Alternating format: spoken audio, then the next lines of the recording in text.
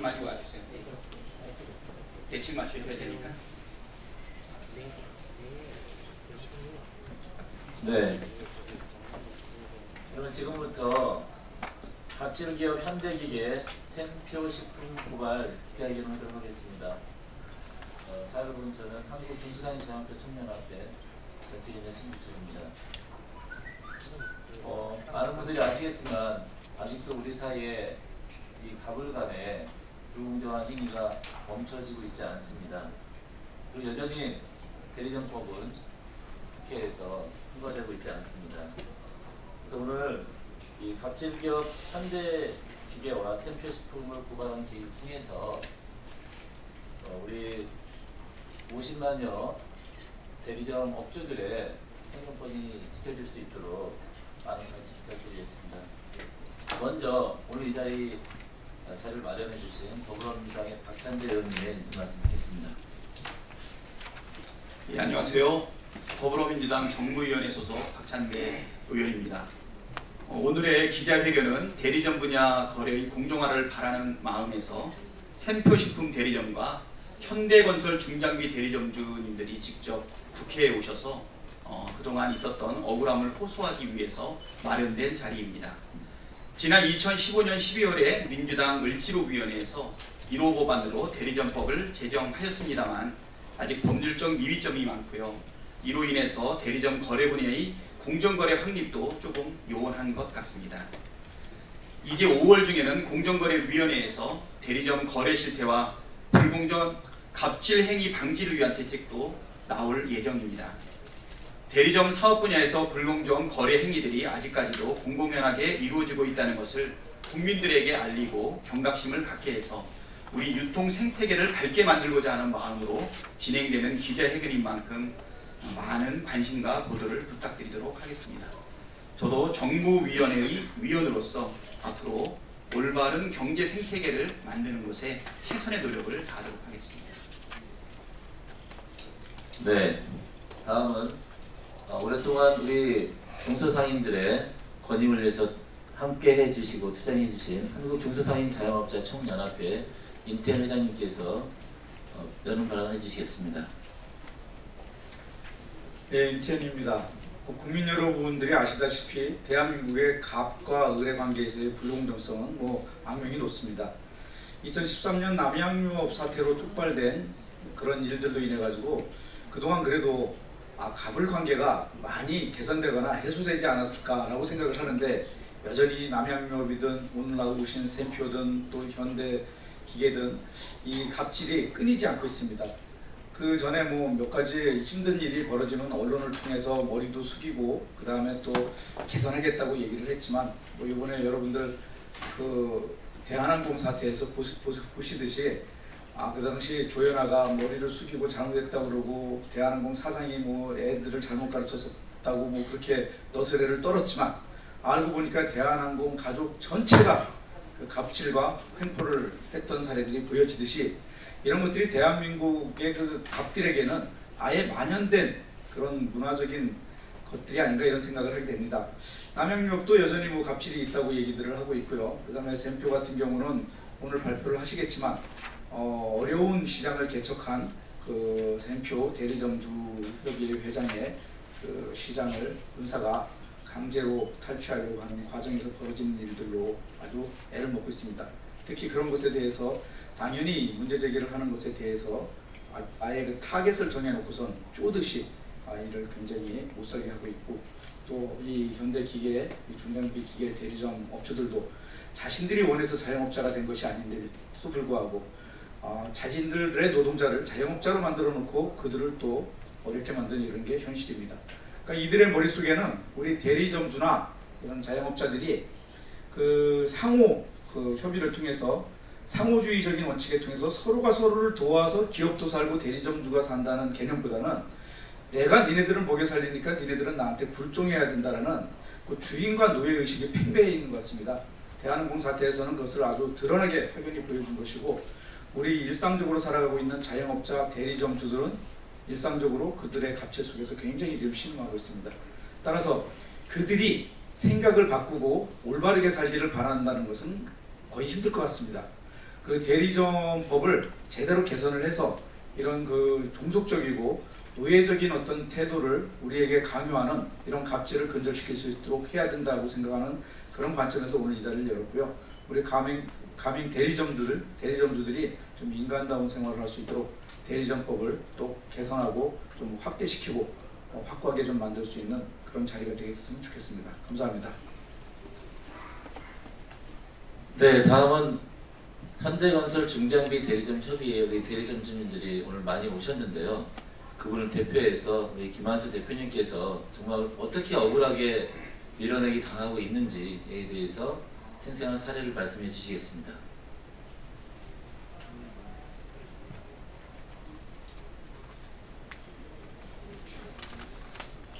먼저 오신 분들에게 인사드리겠습니다. 안녕하십니까?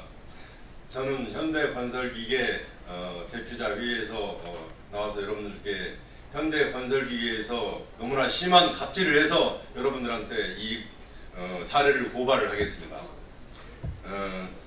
현대중공업이라는 회사는 원래 다 직원들이 직접적으로 직영 영업을 하는 그런 영업체제였습니다. 그런데 지점장과 과장급 이상들을 너네들을 대리점을 내줄 테니까 너네들이 나가서 너네들 직접 사업을 해라. 그렇게 해서 회사에서 강제로 나오다시피 했습니다. 그래서 저 같은 경우는 안 나가겠습니다. 현대중공업에서 그대로 근무를 하겠습니다 했는데 회사에서 몇 수십 번을 설득을 해서 회사에서 나가라. 안 나가면은 자르겠다. 그래서 나왔습니다. 그런데 나오자마자 뭘 했냐면은 저 개인한테 공증을 1억 2천만 원을 해갔습니다. 다른 분들도 마찬가지입니다. 왜 공증을 해가십니까 하니까 저희가 회사 지점장하고 영업부장하고 근무를 할 때 판매를 하면은 우리가 부실이 생기게 됩니다. 영업을 하다 보면은 부실이 생기게 되는데 엄을 받은 부분도 있고 부가세를 받은 부분이 있는데 그런 부분에 있어서 부도가 나면은 회사가 업체를 상대로 해서 청구를 해야 되는데 저희들한테 엄 공증을 해서 저희들한테 퇴직금과 그 다음에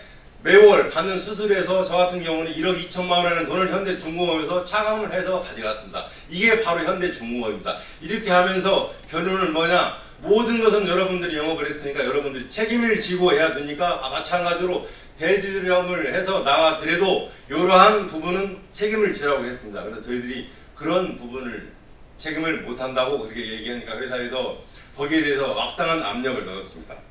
그 다음에 두 번째, 물품 대금 강요에 대해서 말씀드리겠습니다. 우리 대리점은 위탁 판매이기 때문에 저희들이 실질적으로 돈을 받아야 될 그런 의무는 없습니다. 단 그런데 회사에서 저희 대리점한테 담보를 제공을 해가지고 저희가 위탁 판매를 했을 때 소비자들이 돈을 못 낸다든가 아니면은 소비자들이 엄히 부도가 나면은 저희들한테 직접 청구를 해서 우리 담보를 다 경매해서 처분을 해갔습니다. 그게 바로 물품 대금 강요입니다. 그 다음에 세 번째, 판매 방식 변경. 이런 위탁 판매를 하다 보니까 많은 문제점들이 회사에서 발생이 돼서 우리들한테 더 불리한 제도를 마련해서 아 그러면 이건 안 되겠다 해서 회사에서 재판매 방식으로 우리한테 한마디 설명도 없이 회사에서 갑자기 위탁 판매에서 재판매로 변경을 시켰습니다. 이건 아주 정말 이런 부당한 일이 없습니다. 원래 처음에 대리점을 개설할 때는 항상 위탁 판매를 하든 재판매를 하든 서로 충분한 상의를 하자고 했는데 그런 상의 없이 하루아침에 위탁 판매에서 재판매로 변경을 시켰습니다. 그다음 네 번째, AS 수수료에 대해서 말씀을 드리겠습니다. AS라는 것은 1년 동안 저희가 회사에서 위탁을 받아서 회사에서 물건을 지원을 받아서 저희들은 그것을 AS를 해주면 됩니다. 그러나 AS 기간이 끝난 거, 회사에서 문제가 돼서 부품이 문제가 돼서 AS를 해준 거는 회사에서 공인만 책정을 해서 우리 전산에다가 다 올려주었습니다. 아, AS가 지난 것은 너희들이 가서 1시간 동안 하면 10만원, 20만원 해놨는데 그 돈을 지금까지 16년 동안 한 푼도 주지를 않았습니다. 왜? 자기네들은 이미 하청에서 다 받아서 회사에서 다 착복을 하고 나머지 우리한테 줘야 될 돈은 전혀 주지를 않았습니다. 이것이 바로 AS에 대한 실체 현대중공업, 즉 현대건설기계의 실태입니다.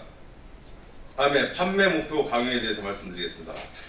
판매 목표는 어느 정도 저희들하고 협의를 해서 적정한 선에서 판매 목표를 해야 되는데 판매 목표를 너무나도 높게 해놨습니다. 높게 해놓고 거기에 대해서 인센티브 제도를 만들어 놓았습니다. 인센티브 제도라는 것은 목표를 했을 때 더 추가적으로 2% 3% 준다고 했는데 저희가 생각할 때는 그 목표를 도저히 할 수가 없는 목표입니다. 그렇기 때문에 저희는 인센티브를 받을 수가 없습니다. 그러나 자금력이 많고 힘이 좋은 그런 영업하는 사람들은 그쪽 광주 대리점 같은 경우 그런 데는 돈이 많으니까 싸게 저가 판매를 해서 인센티브를 받아 가게 되었습니다. 근데 저희 같은 약소 대리점은 인센티브를 받지를 못했습니다.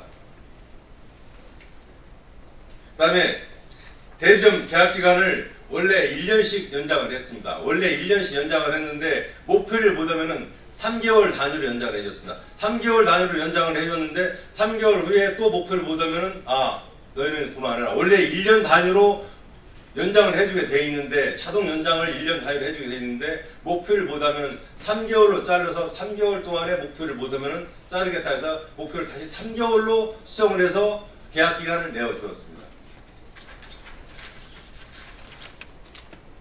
다음에 대리점이 우리가 이렇게 약소 대리점이 부실하게 된 경우를 말씀드리겠습니다.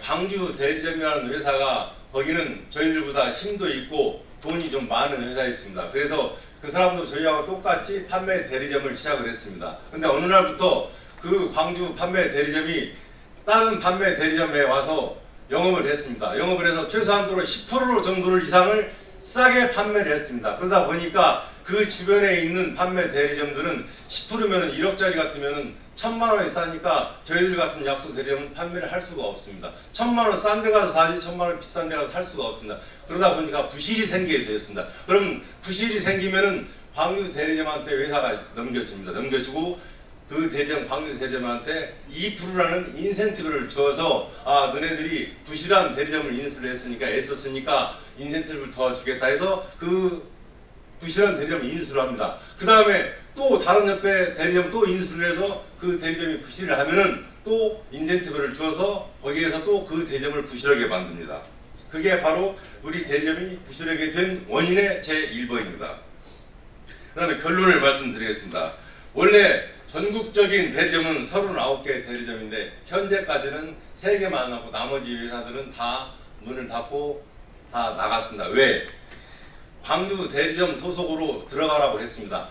우리 회사가 어떤 정책을 했냐면 올 1월부터 재판매 방식으로 하면 광주 대리점이라는 한 회사를 만들어서 광주 대리점이 모 회사가 되고 그 광주 대리점으로 들어가라. 개인이 하지 말고 광주 대리점으로 들어가서 그 밑에서 장사를 해라. 그렇게 했는데 그렇게 장사를 안 하는 사람들이 지금 3명이 남고 나머지는 들어갔습니다.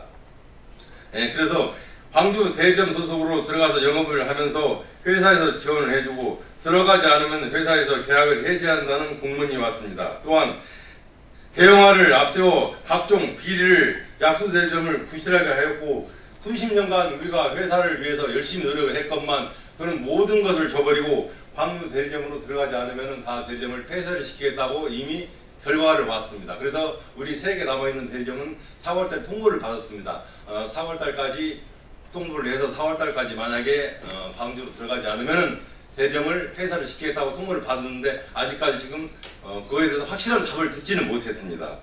또한 회사에서 정비 공장이 없으면 정비를 못한다고 해서 저 같은 경우는 정비 공장을 지었습니다. 몇 군데가 정비 공장을 지었는데 정비 공장이 없으면 정비를 할 수가 없다고 해서 반강제적으로 땅을 사고 공장을 짓게 되었습니다.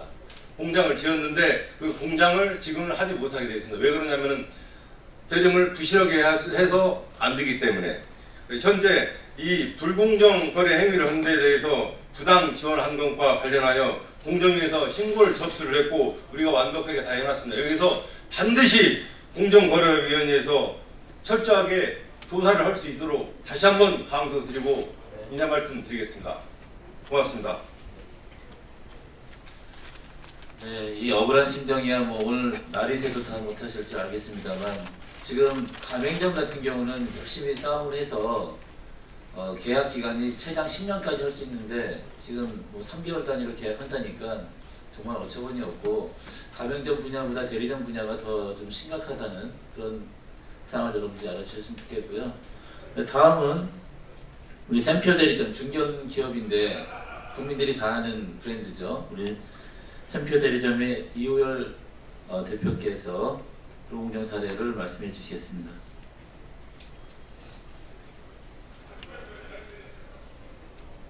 안녕하십니까. 저는 샘표 대리점을 12년째 운영 중인 이호열이라고 합니다. 저는 2009년도에 김포강화 지역 대리점을 인수하지 않으면 대리점을 해지하겠다는 강압에 못 이겨 신도시 개발 이전에 소비층도 형성되어 있지 않아서 수익률이 좋지 않은 그곳을 본사에서 여직원도 지원해주고 여러가지 지원을 약속받고 이점 대리점주에게 영업권 및 모든 장비 대금을 지불하고 정상적으로 인수인계하여 운영하고 있었습니다. 그러던 중에 2012년경에 이제 샘표에서 경상도 쪽에 시장 확대를 위해서 가격 인하 행사나 뭐 증정품 행사 이 밀어내기 했는데, 이 밀어내기 한 것이 다 소비가 되지 않고 수도권으로 유입이 되면서 이제 문제가 불거지게 되는데요. 저가 제품이 유입돼서 시장 가격이 붕괴되고 공장 출고가보다 낮은 제품들이 도처에 돌아다녔는데, 그래서 저희 대리점은 수익이 떨어지고 매출이 떨어져서 어쩔 수 없이 그 밀어내기한 제품들, 지방 제품들을 사서 쓰게 됐고 타사 제품을 제가 취급하게 되었습니다. 그때부터 샘표는 저에게 그만둘 것을 계속 종용하기 시작하였습니다. 1년마다 불안하게 재계약을 하면서도 지속적으로 그만둘 것을 압박했고, 그 방법으로 지원해주던 여직원, 행사 품목 수를 줄이고 주지 않거나 타 대리점보다 적게 주거나, 그리고 2015년에는 본사 회의에 참석을 시키지 않습니다. 이 본사 회의에 참석을 시키지 않는 것은 월간에 있는 모든 행사에서 제외되는 것이고, 대리점 간의 왕따를 조장시켜서 그 대리점을 위축시키는 아주 대표적인 전형적인 갑질 형태입니다. 그래도 주변 대리점 도움으로 제가 계속 버텼더니 2017년 4월 1일 날 재계약을 해주고 5월 달에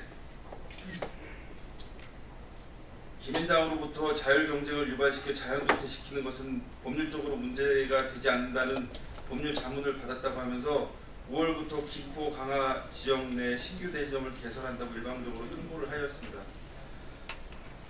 그 없던 신규 대리점 지원 정책까지 만들어가면서 가격 할인 행사용품을 월등하게 좋은 조건으로 지원해 주었고, 그로 인해 보복 추첨 대리점은 제가 어렵게 개척한 거래처를 순식간에 잠식해 나갔습니다. 그 위기의식에 저는 빼앗기지 않으려고 역마진으로 판매를 하게 되는 구조가 1년이 지나니까 약 3억 원의 손실을 보게 되었고, 비치대에서 저를 압박했습니다. 스트레스와 우울증으로 지금은 정신과 치료를 받고 있는 중이고요. 이런 동종업계에서도 대리점 쪼개기나 보복 출점, 행사 제품 제한은 수년 전에 근절된 갑질입니다. 당시에 샘표에서는 저뿐만 아니라 4개 대리점들이 그만둘 것을 수시로 통보받고 정상화 계획서 제출하라는 강요를 계속 받아왔습니다. 왕따, 차별, 보복 출점 이런 것들은 당사자를 죽음으로 몰고 갈 만큼 엄청나게 경제적 손실과 심리적 상처가 됩니다. 그리고 또 보는 대리점들한테는 상당한 폭력입니다. 길들이기, 본보기를 보여서 길들이게 하는 대표적인 갑질입니다. 그 외에도 인센티브 행사를 제한한다든가 신제품 공급을 제한한다든가, 그 다음에 저를 도와준 대리점들한테 물건 공급을 하지 말라고 압박한다든가, 본사 직원들이 제 거래처 가서 거래처 변경을 종용한다든가, 결국에는 보복 출점까지 해서 이 우월적인 지위를 이용해 강압적이고 일방적인 불법 행위를 장기간 계속해서 많은 대리점들이 피해가 속출했고, 이 대리점주들이 공정위에 신고했지만 증거불충분과 샘표의 시간 끌기식 불성실한 태도로 기다림에 지쳐가고 또 싸게 매각하고 이런 것들이 반복되고 있습니다. 저는 여러분 의원님 및 여러분의 도움으로 공정위 신고를 하게 되었고, 퇴직금과 집담보 대출을 받아서 시작한 일이었습니다. 일요일도 시작고 열심히 일했습니다. 생존권이 있어야 갑질이고 뭐고 다 당하는 겁니다. 임대차 보호법도 있고 프랜차이즈 법도 있는데 왜 대리점들은 이렇게 힘없이 당해야 되는 것입니까? 살고 싶어서 이 자리에 섰습니다. 많이 도와주십시오. 감사합니다.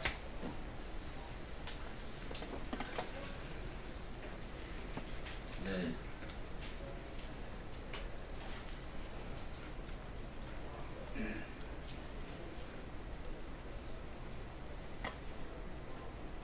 다음은 그 황민호 변호사님께서 이 문제를 어떻게 법적으로 처리할지에 대해서 짤막하게 말씀해 주시겠습니다. 안녕하세요. 변호사 황민호입니다. 방금 들으신 샘표 대리점주님 말씀을 법적으로 구성해서 공정위에 오늘자로 접수를 했습니다. 신고서를 접수했습니다. 지금 샘표식품의 그런 위법행위 크게 두 가지입니다. 첫 번째는 거래처를 양도하라고 강요를 하고 있습니다. 이거 공정거래법상 금지하고 있는 사업활동 방해입니다. 사업활동 방해고 명백한 사업활동 방해고 그 대리점주님께서 개척하신 그 거래처를 마트 같은 샘표 식품이 납품하게 되는 그 제품을 점주님께서 마트에 납품하게 되는데 그 일일이 개척했던 거래처를 양도하라고 강요를 했습니다. 이게 바로 사업활동 방해고 현재 이런 캠페인식품의 사업활동 방해 행위로 인해서 지금 70%까지 거래처가 잠식된 상태입니다. 두 번째는 이런 사업활동 거래처 양도하라는 그 수단으로 활용된 것이 거래조건 차별입니다. 이 거래조건 차별도 역시 공정거래법상 금지하고 있는 위법행위입니다. 차별행위 구체적인 내용들은 다른 거래점들에게 다 공급을 하는 행사 상품이랄지 프리미엄 상품, 끼어파기 상품이 있는데 간장 같은 경우가 있습니다. 근데 이 대리점주님에게만은 절대 공급하지 않습니다. 다른 분들 모두 공급하고 있는데 불구하고 공급하지 않고 설사 공급을 하더라도 매우 제한된 수량으로만 공급하고 있습니다. 물론 그 외에도 순회 직원들이 샘표식품에서 각 마트마다 순회 직원이 돕니다.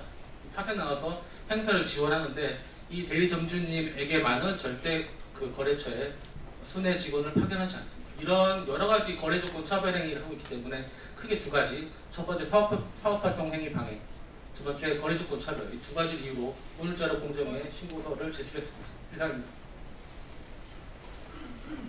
네, 앞으로 우리 박찬대 의원님과 이제 공정거래위원회가 이 문제를 해결하기 위해서 열심히 노력해 주실 거라 믿고요.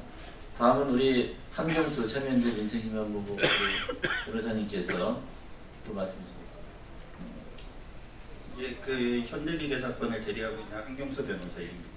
이 현대기계 사건은 사실은 불공정거래 행위의 종합 선물 세트라고 볼 수 있을 정도로 굉장히 심각한데요. 이 사건은 기존에 현대기계와 각 지역에 있는 대리점들 이렇게 판매 체계가 잡혀 있었는데 이 현대기계와 그 밑에 광주 대리점을 두고 각 지역에 있는 대리점들을 광주 대리점 밑으로 함으로써 이후에 현대기계 내지 현대기계와 특수관계에 있는 사람이 이 광주 대리점의 지분 51% 이상을 소유를 하게 되면 사실상 기존 체계와 똑같으면서도 기존의 판매 체계와 똑같으면서도 사실은 경영권을 승계할 수도 있는 이런 굉장히 좀 큰 그림화에서 진행되고 있는 것 같습니다. 그래서 저희가 일단 그 현대기계가 그 광주 대리점에서 부당 지원을 한 행위 부분에 대해서 저희가 일단 공정위 신고서를 이미 제출을 했었고요. 기타 지금 이 사건과 관련해서는 아까도 설명을 드렸었지만 판매 목표 강제 행위부터 시작해서 불이익 제공 행위, 차별적 취급 행위, 그리고 부당 지원 행위 등 정말 많은 종류의 불공정 행위가 엮여 있습니다. 그래서 이 사건과 관련해서 공정거래위원회에 엄정하게 수사할 것을 다시 한번 촉구를 하는 바입니다. 예, 같이 예. 오늘 우리 현대기계 우리 대리점주님들 그다음에 샘표식품 우리 대리점분의 말씀을 들으면서 마음이 먹먹합니다. 그 100년 동안 넘게 우리 한반도의 꿈인 남북한이 함께 평화롭게 공존하는 꿈을 우리 국민들이 꾸고 있습니다. 그것은 더불어 함께 잘 살아야 되겠다라고 하는 우리 모두의 상식적이고 기본적인 마음이 아닌가 싶습니다. 그렇지만 우리 대한민국 내에서도 우리 경제 생태계를 바라봤을 때 이분들이 나와서 하시는 말씀은 그겁니다. 더불어 함께 살자, 함께 먹고 살자, 그리고 평화롭게 살자, 불공정하지 말자 라고 하는 가장 기본적이고 상식적인 요구가 아닌가 싶습니다. 만약에 좁은 어항에서 메기와 작은 물고기가 함께 공존해서 살기 어려운 상황이 된다면 공정한 경제 생태계를 위해서 우리 정치권이 나서야 될 것이라고 생각합니다. 바로 민의의 전당인 이 국회에 이분들이 나와서 하셨던 그 말씀들 다 마음에 새겨두기를 바라고요. 우리 공정거래위원회에서도 신속하게 그리고 엄정하게 잘 살펴주셔서 정말 갑질에 의해서 눈물 흘리는 작은 소상공인들, 거리 대리점의 그분들의 눈물을 씻어주는 그런 계기가 되었으면 좋겠습니다. 예, 이것으로 우리 기자회견을 마치도록 하겠습니다. 감사합니다.